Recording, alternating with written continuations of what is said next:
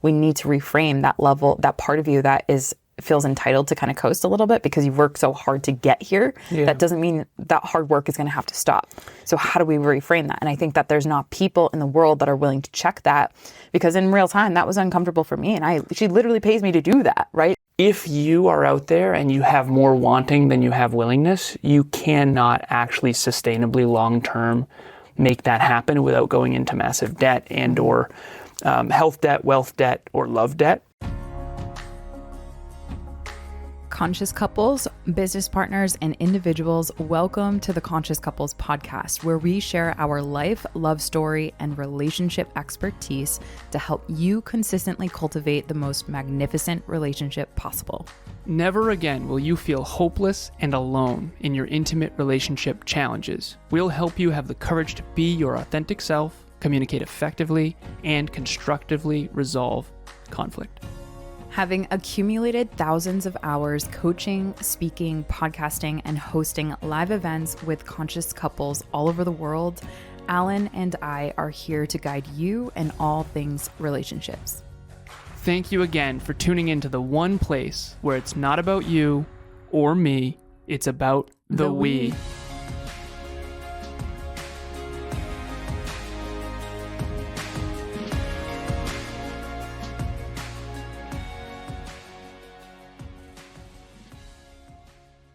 Conscious couples and individuals, welcome back to another episode of the one and only Conscious Couples podcast. Today, we have episode number 235 weeks in a row. Whoa. What is your partner's willingness score?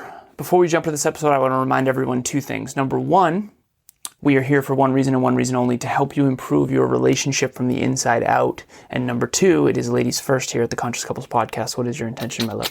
My intention for our Conscious Couples podcasts and community members to gauge where their relationship and their partners are at in terms of the willingness score. So we're going to talk about that. And I'm really excited because that will help couples grow together, not apart. And that's really important when it comes to being a conscious couple. Because what we know about conscious couples is that we also are dream chasers. And so achieving goals together requires a level of willingness that is incredibly important. You have dreams? I think so. You have goals. So we both came with discussion questions, and I call it a DQ, discussion question. Very sophisticated. I was thinking about something a little bit different. Okay, nice. Very less sophisticated. Nice. Just so happens to be something that I could eat. Dairy Queen. Dairy Queen. Got it. Okay, cool. Hey, nice. Yeah, okay, moving on.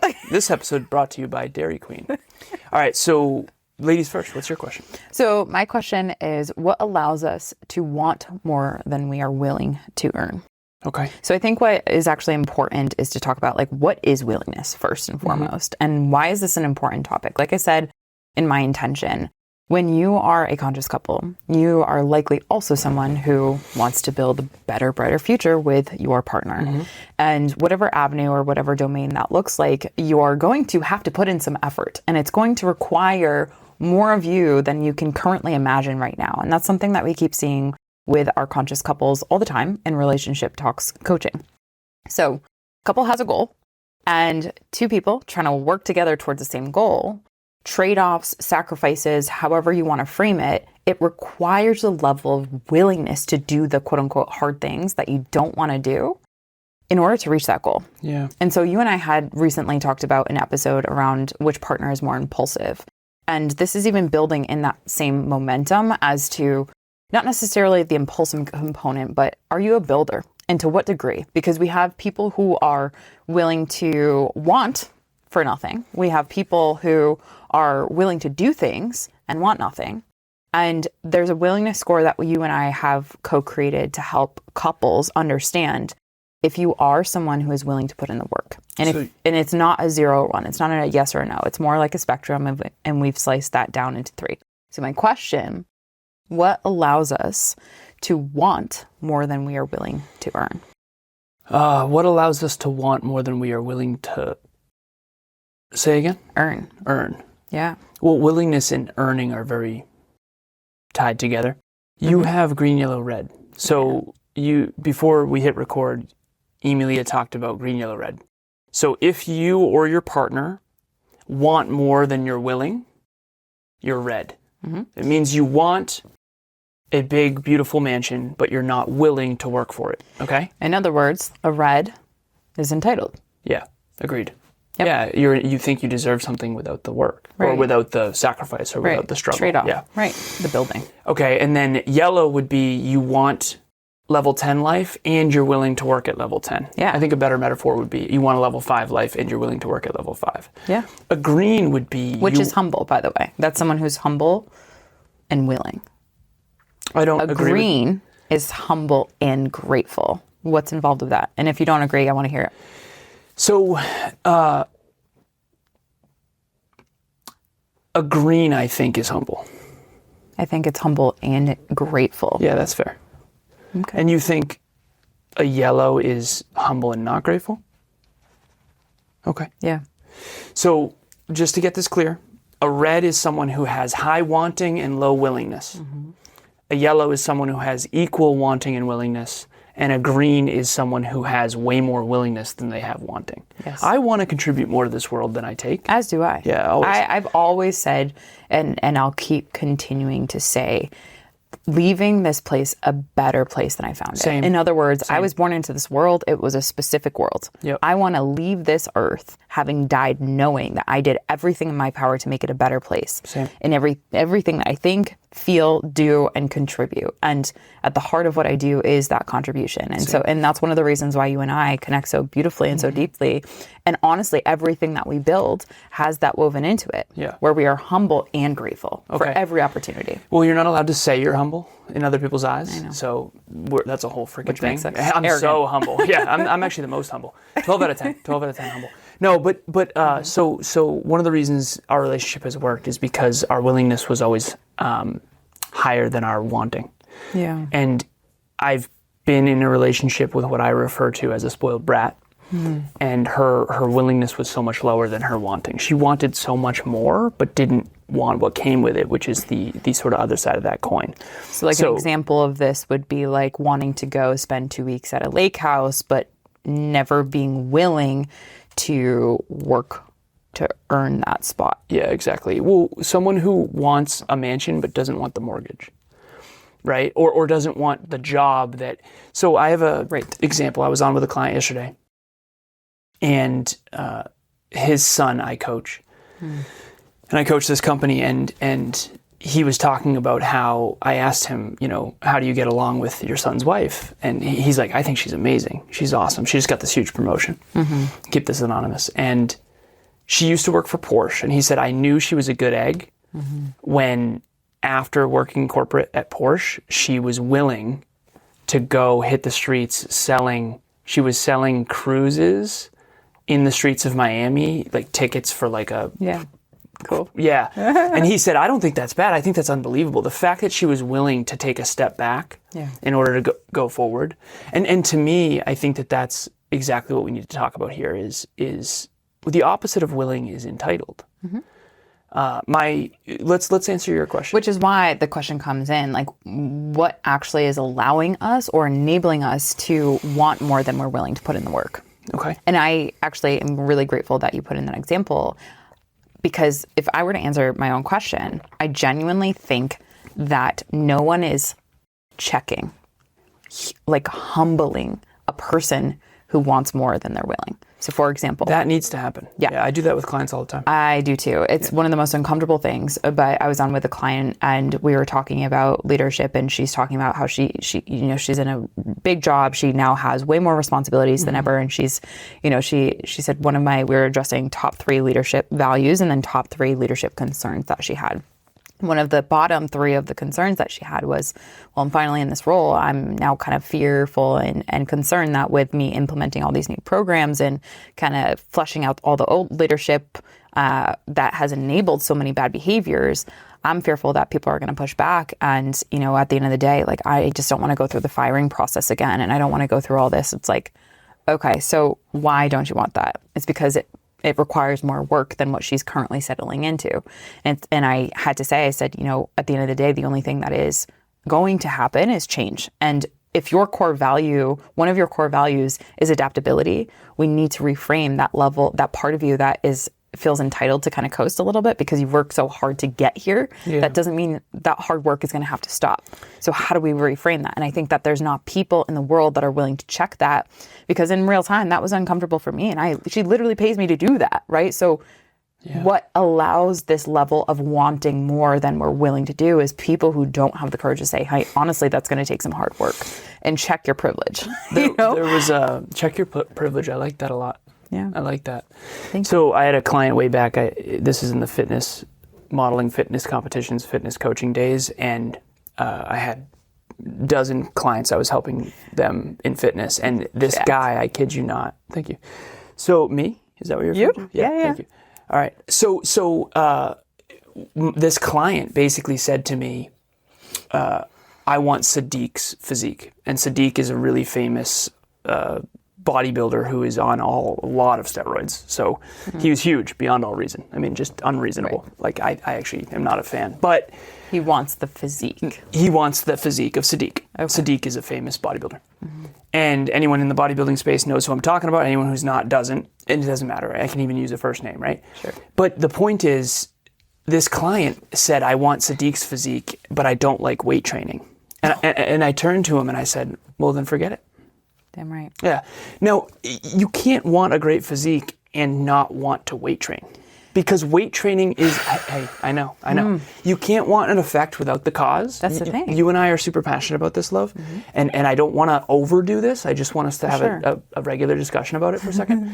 So there's three things that I want to make as clear as possible here. Mm-hmm. There's a cause, there's an effect, and then there's an effect of the effect. And what I've found is that people want the effect of the effect in reality, but they point to the effect. Let me explain. So if I drink water, the cause, I will have to pee. The effect of the effect is I will be hydrated and I will feel better and I will look better and I will age better. It's a great example. It's the effect of the effect of the effect of the effect. The ripple effect is what we call this. Mm-hmm. What I've found is people say, well, I want financial freedom. And I say, awesome. Right. That's the end of what's upstream. And it's like required to earn that. Who doesn't? Right? So is there anyone, I literally did this in group coaching on Tuesday. I said, is there anyone here who doesn't want to be healthier, wealthier, and more in love? And everyone was like, I said, will anyone here ever reach a point where you don't want to be healthier, wealthier, and more in love? Mm-hmm. I said, who here wants to make more money? And every hand went up. And one didn't. Liar. I'm kidding. No, but the truth is that's not the important part. Yeah. Wanting is not even remotely the issue. You don't have to do anything to want. Yeah. And I think that's what allows us to just continuously be entitled as humans. So I used to say, I used to say you can't want a great physique without also wanting to work hard. And Kev said, no, you can. You can want. You can't expect. Okay. And my business partner, he said, dude, I wanted to be in the MLB. People's want and expectations are like practically together like Siamese twins. What I've tried to do in my life is want the cause and then sandwich it in the effect of the effect of the effect of the effect. Like, we're doing a 10 pounds in 10 week challenge right now. Mm-hmm. No one really cares if I lose 10 pounds in 10 weeks. I certainly don't. Who cares? What's the point? So the cause, so the 10 pound in 10 week challenge for anyone who's in it is 10 pounds in 10 weeks. Okay, awesome. That's the effect. That's the goal people think they want. Mm-hmm. What they need is the cause, which is to exercise more and eat less. What they really want is self-respect, which is the effect of the effect. Correct. That's what matters. Right. And so I'm glad that we're talking about this. So we're gonna shift to my question. Yeah, and bringing it back into intimate relationships, because all different couples will want certain things like that. And we'll sit down in relationship talks coaching with a couple who they have all these wants.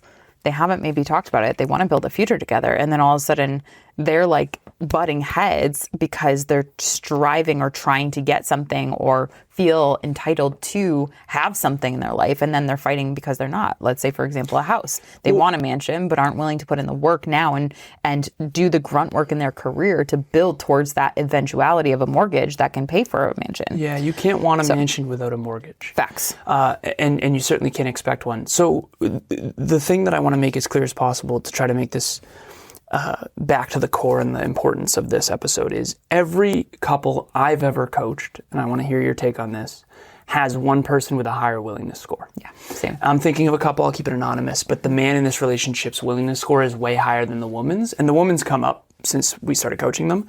But in the beginning, her wants were like an 8 and her willingness was like a 4. And luckily now it's like the wants are a 6 and the willingness is a 6. So the sort of drove to 5 there. Yeah. The male in the relationship's willingness was a 10. But his wants were like much lower. So he was almost willing, he had to increase his willingness to compensate I see for that her goal. You see that all the time. And this is the first relationship where I think I never had to shift that at all. Because I never realized this, babe, but I was always more willing Me too. than my partners. And I didn't realize I was a sucker. Babe, I was a sucker. Gullible, naive idiot. Seriously, yeah. And so you might be a sucker. If you have a higher willingness score than your partner, and they have a higher wanting than you, you're most likely getting taken advantage of to some extent. And when you said, this is what I do with clients all the time, I call it popping the balloon. So when I see balloons of delusion growing, I just go, hey, real quick, like, this is why you hired me. I had a client, I kid you not. I love it. This was this week. Yeah, thank you. So that was this week, earlier this week, I kid you not. I pulled up the digital asset of the 10 biggest distractions. And I said, which one of these is your worst one? She said, because she's bad at a lot of them. And she said TV. And I said, what's your poison? What's your show? And she said, name a show. And I was like, oh, here we go. I told you this. Yep. She said this Saturday, jokingly, she's like 10 hours binge watch. And I said, listen, you hired me for this. This is going to be popping the balloon.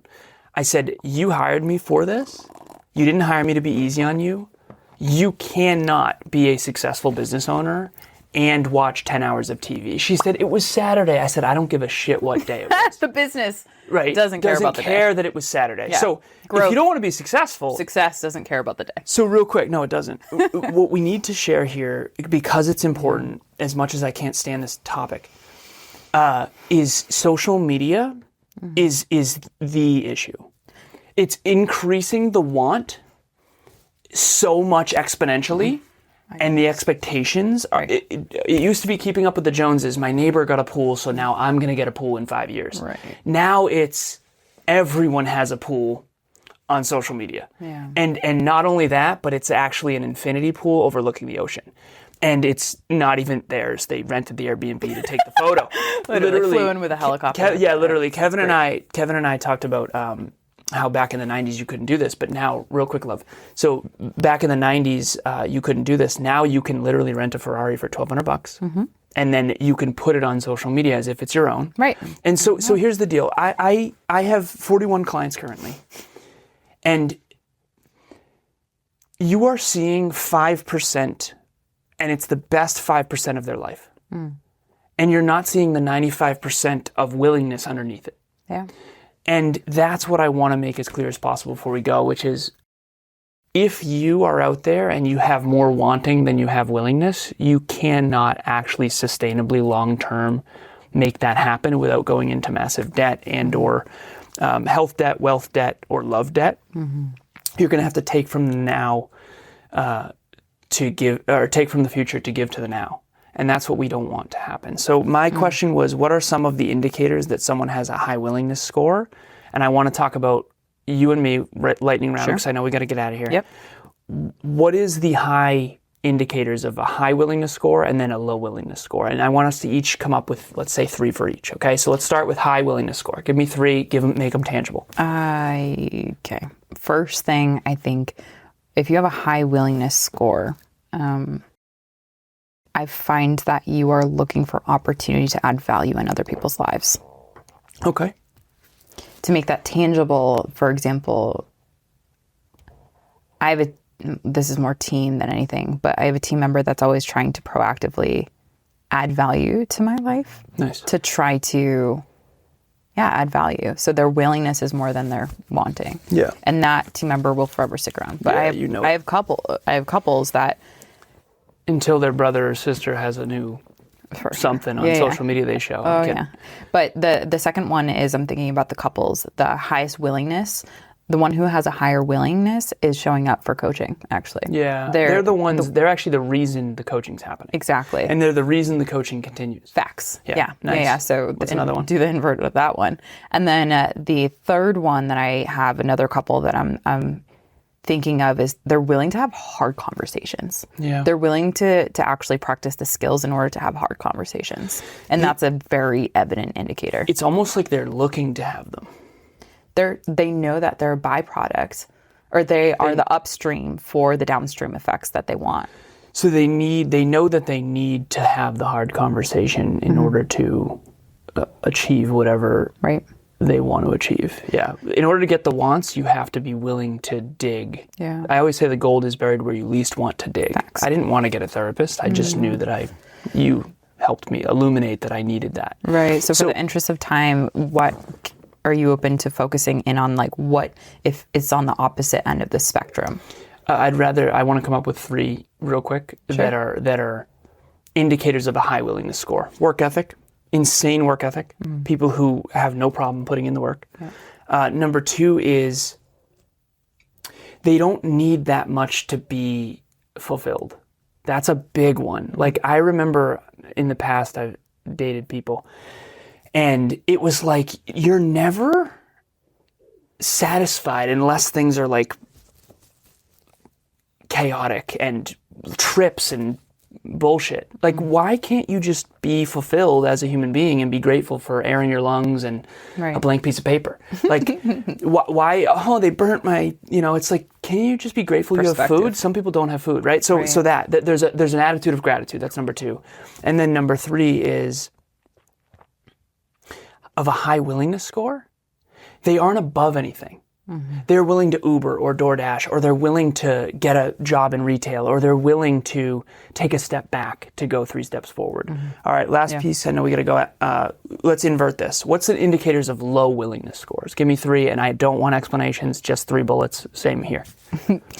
Oh, you wouldn't believe what happened to me today. Victim. Yeah. Exactly. Okay. Victim mindset.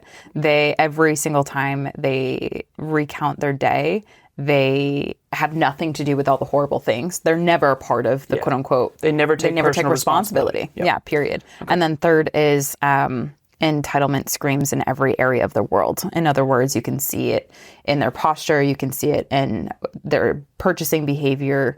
They have this kind of like snooty upper, the world owes me something. Yeah. Okay. I shouldn't have to work in order to get this. I shouldn't have to XYZ. I shouldn't have to. Okay, so my 3 are, they spend more than they earn, almost always. Number 2 is they try to avoid hard work, almost always. They do everything they can to do the bare minimum. Yeah. And then the third is they avoid all difficult conversations. They want to stay on the surface at all times. They don't want to go deep, and they don't want to look at their inadequacies, and they don't ask for feedback. Because if you are willing to change and transform and improve, you always want feedback. You're looking for that. You're looking for that. Okay, cool. Anything you want to add before we go? All right, Conscious Couples, that was a lot. We appreciate you. Thank you so much. You have... this upcoming Wednesday, so August 19th at 5 p.m., we have Declutter Your Relationship and Eliminate Overwhelm. This is one of the things that creates a lot of overwhelm in relationships. And in that Relationship Talks event, which is free, we'll be talking all things this. So link to register is going to be in the show notes. Also, Relationship Talks Coaching Inside Out program is available. The first one is free. That link will be in the show notes as well. We appreciate you. As always, it's not about you or me. It's about the we. We'll talk to you next time. Bye, everyone. Thanks for joining us for another episode of the Conscious Couples podcast. We love connecting with the Conscious Couples community, so please check the show notes to connect with us and say hello on social media. If you and your partner resonated with this episode, please leave us a 5-star review at the link in the show notes and share this with someone you love. Until next time, it's not about you or me, it's about the we. We'll talk to you next time.